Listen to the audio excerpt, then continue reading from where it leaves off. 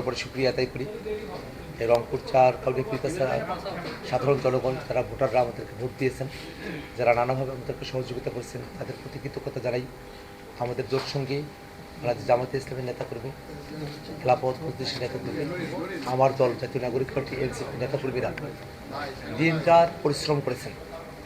আমাদের মায়েরা, আমাদের নারীরা তারা দিনরাত পরিশ্রম করেছেন। একেবারে শ্রমজীবী মানুষেরা পরিশ্রম করেছেন। এখানকার শিক্ষিত জনগোষ্ঠী, এখানকার কৃষক, শ্রমিক, সকল শ্রেণী পেশার মানুষেরা যে অক্লান্ত পরিশ্রম করেছেন, সেই পরিশ্রমের ঋণ আমি কিভাবে শোধ করবো আমি জানি না। আমি এত মানুষের এত ভালোবাসা আমি পেয়েছি।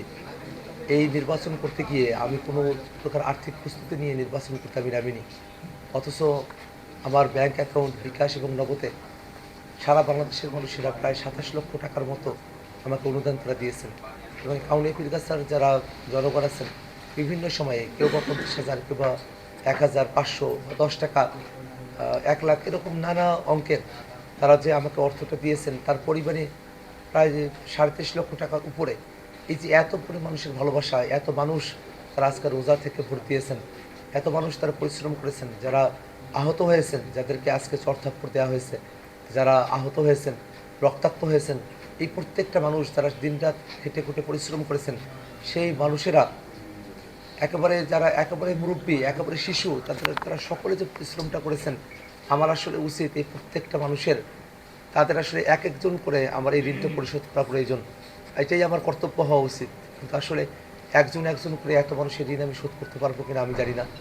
শুধু আমি সকলের কাছে দোয়া চাই, আল্লাহ যেন আমাকে দিয়ে এই বাংলাদেশের জন্য এবং আমার এলাকার জন্য এমন বড় বড় কাজ করার সুযোগ আমাকে দেন, যাতে করে তার মধ্য দিয়ে সকলের ঋণ একেবারে শোধ হয়ে যাওয়ার একটা ব্যবস্থা হয়।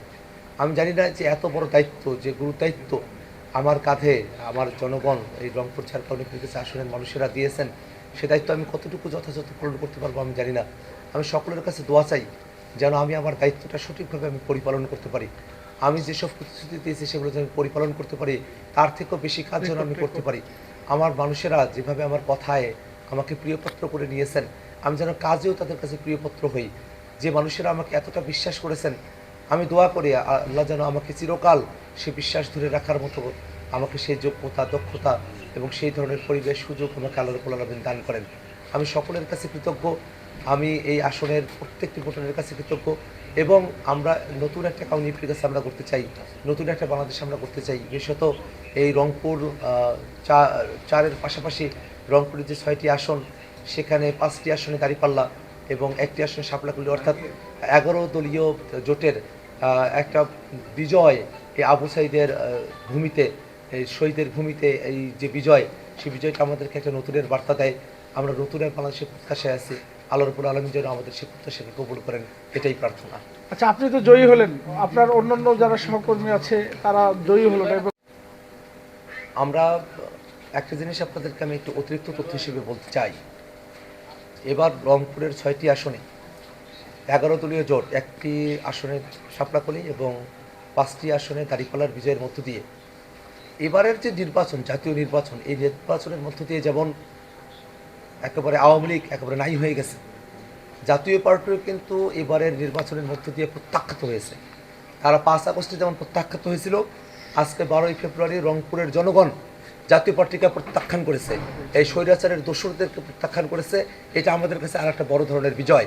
এবং এই বিজয় অর্জনের ক্ষেত্রে যারা নিরপেক্ষ ভোটের ক্ষেত্রে যারা কাজ করেছেন, এই রংপুর ৪ আসনের আপামর জনতা, যারা প্রশাসনের কর্তারা আছেন, যারা মিডিয়া কর্মীরা আছেন, আপনাদের সকলকে আমরা ধন্যবাদ জানাই। এবং আমরা মনে করি যে সারা দেশব্যাপী যে নির্বাচন চলছে, সেই নির্বাচনে বিভিন্ন জায়গায় কারচুপি হয়েছে, বিভিন্ন জায়গায় মারামারি হয়েছে, মানুষের রক্ত ঝরেছে। এই প্রত্যেকটা বিষয় নিয়ে আমাদের চুলচেরা বিশ্লেষণ চলছে। আমাদের দলের তরফ থেকে, আমাদের জোটের তরফ থেকে আমরা আলাপ আলোচনাগুলো করছি। খুব অল্প সময়ের মধ্যেই আমরা আমাদের দলের তরফ থেকে আনুষ্ঠানিক যে বিবৃতি, জোটের তরফ থেকেও আমরা সেই আনুষ্ঠানিক বিবৃতিগুলো আপনাদের কাছে আমরা উপস্থাপন করব। ঠিক আছে, থ্যাংক ইউ।